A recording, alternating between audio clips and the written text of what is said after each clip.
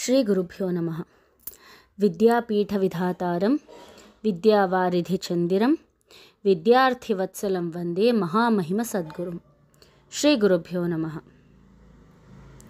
Narayana Panditacharya beautifully explains the theme of the 12th chapter. In this chapter, we find many debates, their theories, discussions, explanations with the contemporary scholars, their anguish, and mainly the rising popularity of the Tattva Veda of Sri Madhwacharya. Madhwacharya's mastery over the recitation of Vedic hymns and his deep scholarship in the interpretation of these hymns, his clear exposition of the truth of Vedanta in a realistic manner, all these were his strong points which was unassailable by the rival Pandits. After completing his second glorious trip to Badrika Ashrama and extensive tour of North India, Madhwacharya settled down at Udupi for some time. He conducted his discourses on Dvaita Siddhanta in the nearby areas itself. Convinced by his effectiveness and his highly intellectual exposition, many great scholars like Shobhana Bhatta, Shyama Shastri became devout disciples of Madhwacharya.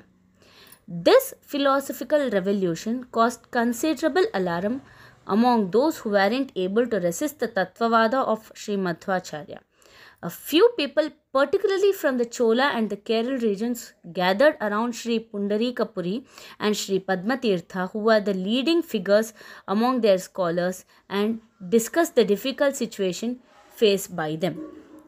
They all decided that our theories of Ajnana, Mithyavada, Mayavada are complements to us in view of Vyavaharaka and Paramarthika aspects of reality. According to Brahmatma Aikyavada, there is only one reality, that is Brahma, who can't be described in words, and the rest of the world is actually illusory, which we call it as Mayami, even though it consists of gods, demons, mortals, etc. The Bheda among these is not real.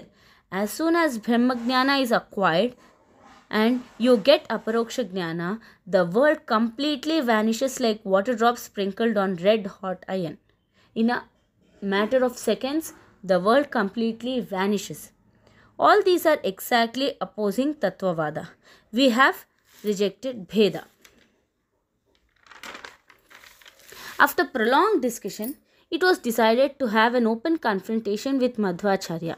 Sri Pundarika Puri, together with his companions, went to Udupi and proposed to Madhwacharya, to which Madhwacharya readily agreed.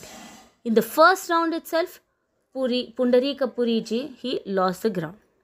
Then Madhwacharya gave a discourse on Veda with admirable recitations of hymns. In that assembly, there were many scholars well versed in Vedic recitations. The poet here gives many examples explained to a single verse as explained by Madhwacharya. He compares Madhwacharya to Sri Lord Narasimha and emphasizes the truth that Vedas proclaim Gunapurnatva of Brahma, the reality of world, and differences among the Jivas, the Bheda among the Jivas. In this chapter, in the 53rd shloka, Madhwacharya's weapons are enumerated in an excellent poetic manner, with which he killed the ignorance in the world.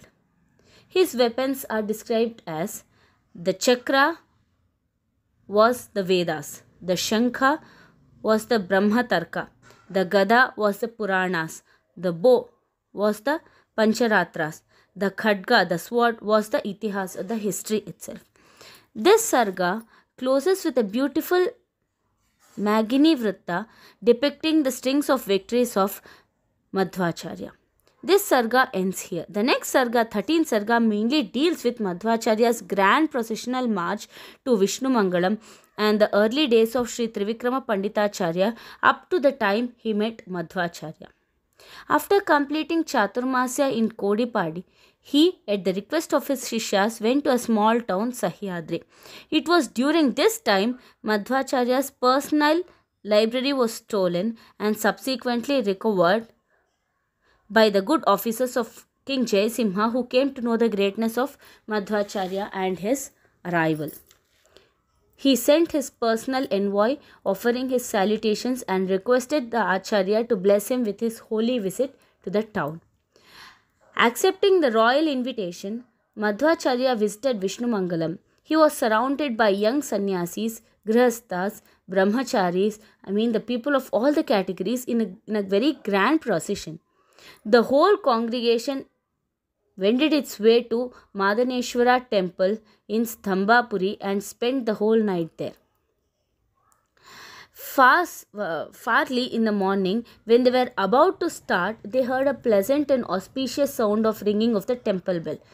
Madhwacharya took it as a divine consent coming from the Lord, and he immediately started from there to take darshan of the Lord. Some Shishyas chanted the Vedas, some read Puranas, some commented on the important topics, some sang bhajans, some of them they sang the other shlokas and other things. From all these, what are we going to convey here?